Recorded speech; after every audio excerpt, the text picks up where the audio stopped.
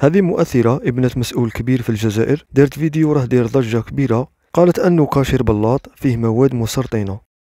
في الجزائر هذا نعيطولو لو بولي فومي، وكيما على بالكم ماشي دجاج تاع الصح، سي ان برودوي ultra ترانسفورمي اللي كي نروحو نقراو المكونات تاعو ما نفهمو فيهم والو. بريف اون ريسيت دو لابوراتوار. باكتشاف علمي جديد مفاده البولي فومي نتاع بلاط يسبب السرطان، وبالمقابل المدير العام لمجمع بلاط يتهمها بالابتزاز بحيث انها هددته مخيرة اياه: يا اما تعطوني اموال سبونسور ولا نتهمكم بان منتجاتكم مسرطنة. على حد قوله، الوزارة المعنية فتحت تحقيق رسمي حول ملابسات ابتزاز مجمع بلاط من طرف وحدة ما نعرف إن كانت متخصصة في الكيمياء الغذائية أم أنها بنت مسعول في الرياضة. والمؤكد لغاية الآن فقط أن المدير العام لمجمع بلاط قد صرح أنه تعرض للابتزاز من قبل منظم تظاهرة رياضية قارية، وربما يقصد بابات هذيك المتخصصة في البولي. المدير كشف